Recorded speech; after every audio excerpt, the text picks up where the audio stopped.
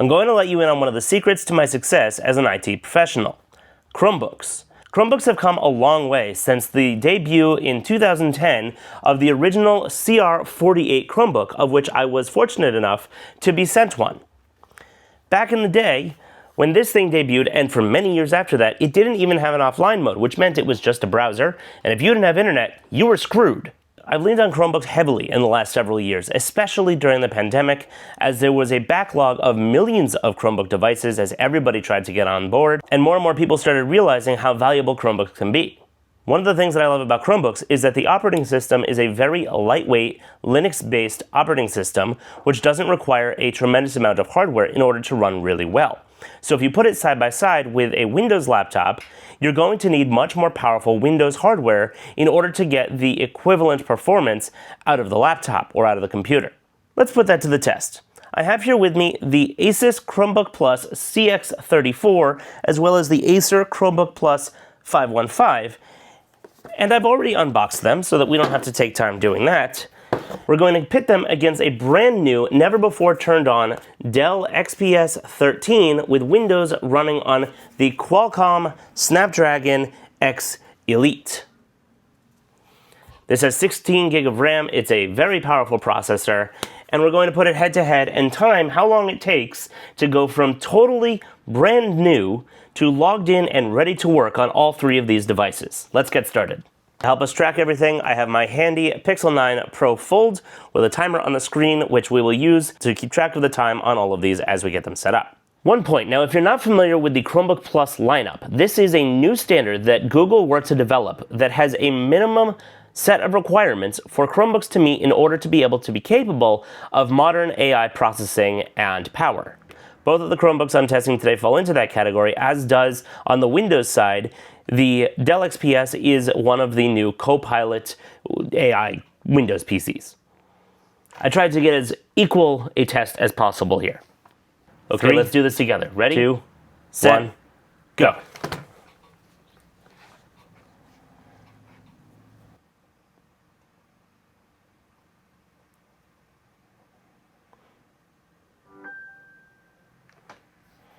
Welcome to Chromebook Plus. Let's go into my Wi-Fi.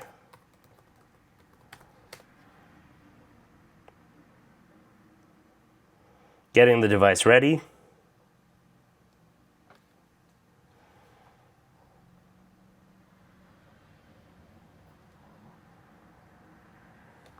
I'm going to choose a for work setup.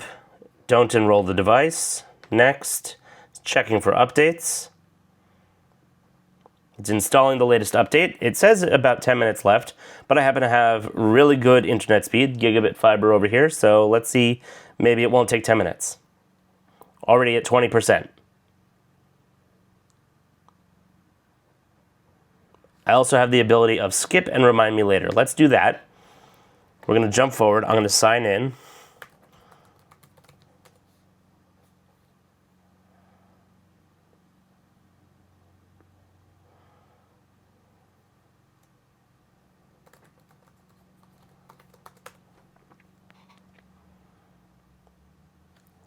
Whoops, 2-step verification on my timer.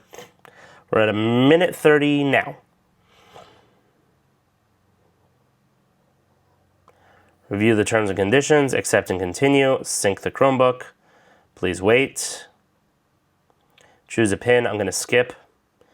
And we are on the home screen. Let's open Chrome and get rid of this dashboard here and google.com. Stop. Now we're going to switch over to the Dell XPS. I have no idea how long this is going to take. Let's see. Okay, now to see what the Dell XPS can do and how long it takes to get into Windows from a dead start. Start the clock in 3, 2, 1, now. Man, this is a nice computer. I'm totally putting ChromeOS on this when I'm done.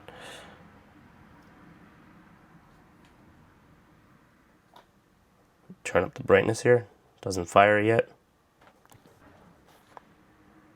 30 seconds in, I'm not even at a login screen. Quick disclosure while that runs. This video is not sponsored by Google. It is sponsored by MoveBot.io, which is an all-in-one solution for moving files from either on-prem into the cloud, from cloud to cloud, or cloud down to your local storage. They sponsored the channel before, and they have been an excellent partner, of which I'm very appreciative. Not only do they do cloud data migrations, they also are able to handle inbox migrations. So if you're migrating from Office 365 to Google Workspace, you definitely want to check them out. I've highlighted this before, but my favorite feature is the ability to take a look pre-migration at the mapping of all of the files and folders, and if there are any errors, and be able to take steps to correct them directly in their interface. It's a very easy to use system, and I couldn't continue making these videos without their support, so please go to movebot.io and check them out today. Now, to finish my disclosure, Google and Asus did send me these laptops, but it was not paid for, and I do have to send them back. So I'm appreciative to Google and Asus for sending those over, and look forward to future review models as well. The Dell XPS I did buy with my own money because I didn't have a new modern Windows laptop to be able to test this on, and you know what, I might keep it. I'm not sure, but I really do like it as a really solid Windows laptop, and it'll be good to have one of those around the studio. I'm gonna go get a coffee and come back, and it'll still be working. They have an entire section of things to distract me because it takes a damn long to get this thing updated. It's been 84 years. Let's see, are we gonna make it before 30 minutes? 30 minutes, good lord. Oh my god. Now I gotta register with Dell. Skip. Skip.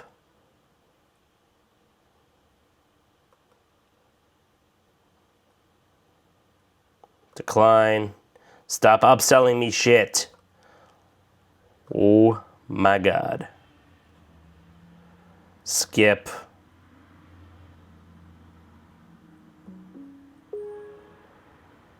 Okay. It's not Chrome, but it's a browser. Oh my god. Continue. What? Without data. Continue without data. Oh my god.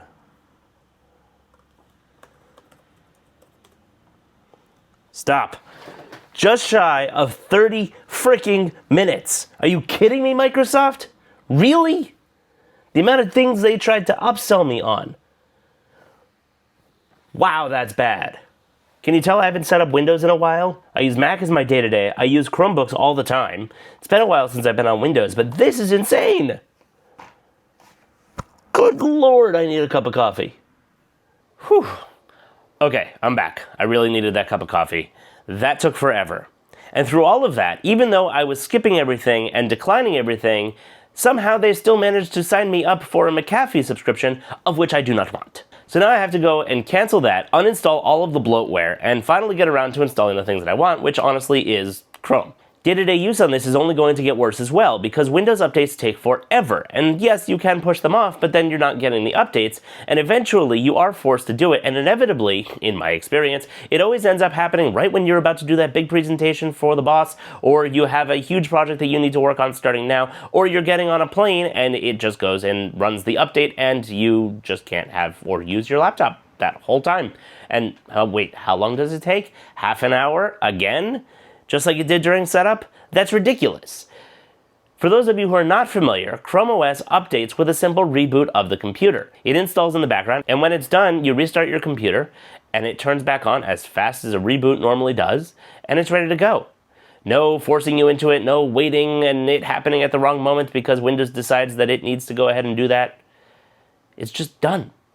So all of those benefits combined, along with the incredible capability to manage it from within the Google Workspace admin panel, whether you're doing it for free with some of the basic settings or you're paying for the Chrome Enterprise upgrade to be able to manage it on the enterprise side, where you get a whole hell of a lot more features to be able to work on.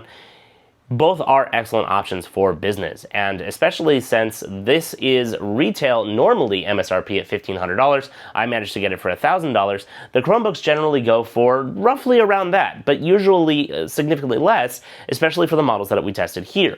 Some of these models can be $500 or $700. Even the highest tier models from HP generally are around $1,000. Samsung just came out with an unbelievably thin Chromebook Galaxy Plus that I look forward to testing, and that's only $700. $700 or $750, something along those lines. And that is a really, really nice piece of equipment. In fact, I'd almost go as far as to say it's on par with the Dell XPS. Now, at the end of the day, of course, this comes down to what you need to use, but I wanted to be able to highlight how much easier and simpler it is to use and manage Chromebooks, because in my experience, this has been not only a game changer for the users, but also a superpower for admins like myself. There are going to be times where you're going to have users who are going to demand that you run on Windows, and if that's the case, then the Dell XPS is a phenomenal option for that, as are lots of other options that are out in the market today. But going back to the Chrome CR48 from the beginning of the video, they've come a long way. Even as far as if you do have Windows applications that you need to run in your environment, Google just bought a company called Cameo, which gives them the ability to virtualize your Windows applications and run them on your Chromebook just as if it were a Windows machine. I'm hopefully going to have the founder of Cameo on the show to do a demo of their platform, how it works, and what's going to be changing with Google, so make sure that you like and subscribe and stay tuned for that. If you have questions and comments, as always, I do try my best to read them all and respond to as many as I can. Please leave them down below, and as always, thanks for watching.